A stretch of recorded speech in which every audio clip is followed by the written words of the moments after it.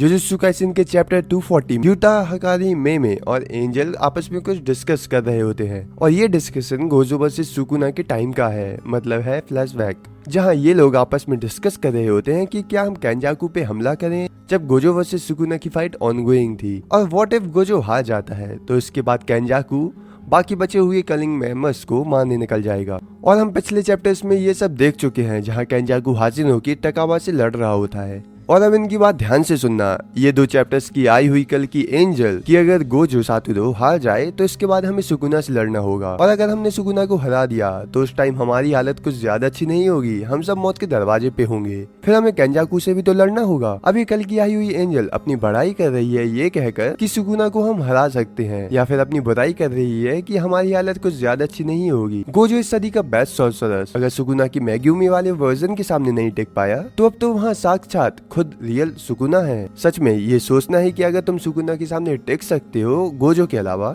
ये एक बड़ी डील होती है। खैर ये सब पुरानी बातें हैं और अभी एंजल को भी ये बात नहीं पता थी। इसकी बात पे कासुका भी अपनी राय रखते हुए कहता है कि what if we send Zenin, मतलब माँ की, टू फाइट विद केंजाकू, लेकिन नहीं, सुकुना के लिए हमें अपनी पावर्स बचा के भी तो रखनी है। ब्रो आई डोंट नो ये सब इतने हल्के में इन दोनों को क्यों ले रहे हैं। ना इनके पास इतनी पावर है कि वो दोनों से लड़ सके, और ना इनके पास गेगे मतलब सो के राइटर है। और हाँ, ये जोक नहीं था। और फिर एंजल कहती है कि मैं टकाबा को रिकमेंड करती हूँ टू फाइट विद केंजाकू क्योंकि मुझे उसकी कर्ज टेक्निक पता है। लेकिन वेट, इसको सुन के हकारी और कासुकाबे बिल्कुल खुश नहीं थे। हकारी का तो ठीक था कि मुझे समझ नहीं आता कि आखिर वो बकता क्या रहता है, लेकिन यहाँ कासुकाबे ये क्या कह रहा है।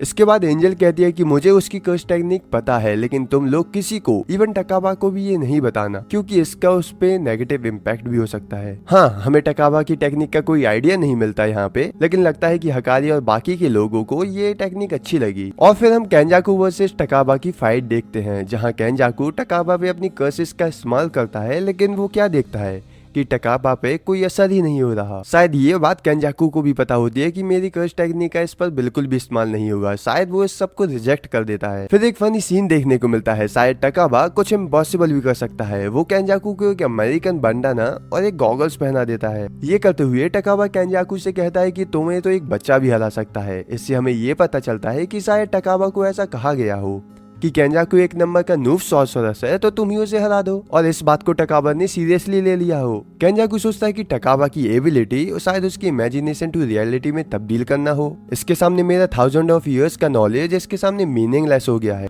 लेकिन आपके पास किसी भी प्रकार की टेक्निक क्यों ना हो, लेकिन उसका एक वीक पॉइंट जरूर होता है। इसके बाद चैप्टर थोड़ा अजीब होने लगता है जब टकाबा केंजाकू से पूछता है कि ये सब तुम्हारा मतलब क्या है, इतने लोगों को मार क्यों रहे हो। केंजाकू कहता है कि इस बात को मैं आज दूसरी बार दोहरा रहा हूँ, इसलिए मैं सिर्फ इतना ही कहूंगा कि ये मेरे सिर्फ एंटरटेनमेंट के लिए है। अच्छा, इसका मतलब कि अगर मैं तुम्हारे सामने कुछ इससे ज्यादा एंटरटेनिंग लेकर आऊं तो तुम क्या इस सब को बंद कर दोगे। इसलिए टकाबा कहता है कि मैं तुम्हारे फेस पे मेक मी लाफ लिख देता हूँ, और ऐसा ही होता है केंजाकू के फेस पर। आई नो ये एकदम से क्या होने लग रहा है जुजुत्सु काइसेन में, but it is what it is. इसके बाद टकाबा एक जोक मारता है कि don't marry me because I don't want you to be my बाय-फाई, समझ रहे हो ना। और गेस व्हाट, केंजाकू सच में एक स्मार्टेस्ट सॉर्सरर होगा क्योंकि उसने इसके लेम जोक को भी क्रैक कर लिया था। कह कर कि तू यही बोल रहा है ना कि किसी अगर हम कैफे में जाते हैं और किसी सिटी वाईफाई से कनेक्ट हो जाते हैं। इसके बाद ये चैप्टर और भी इंटरेस्टिंग होने लगता है, और इस बात को गांठ बांध कर रख लो कि केंजाकू एक स्मार्टेस्ट सॉर्सरर है क्योंकि उसने ऐसे कॉमेडियन के साथ कभी पाला नहीं पड़ा उसकी 1000 ऑफ इयर्स की जर्नी में, लेकिन वो इसकी टेक्निक को समझ जाता है। केंजाकू ये समझ जाता है कि टकाबा जितना भी उड़ रहा है ना वो इसके कॉमेडी जोक्स की वजह से।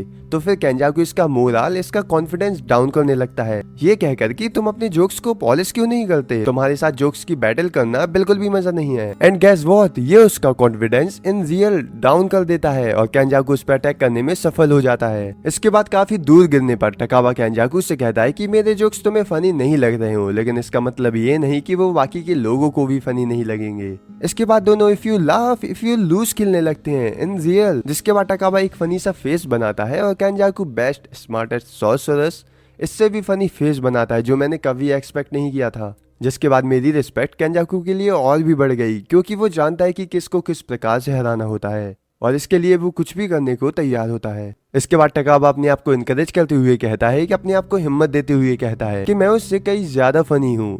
लेकिन उसका ये कॉन्फिडेंस टूट जाता है जब वो वहाँ पे हाजिनोकू की लाश को देखता है।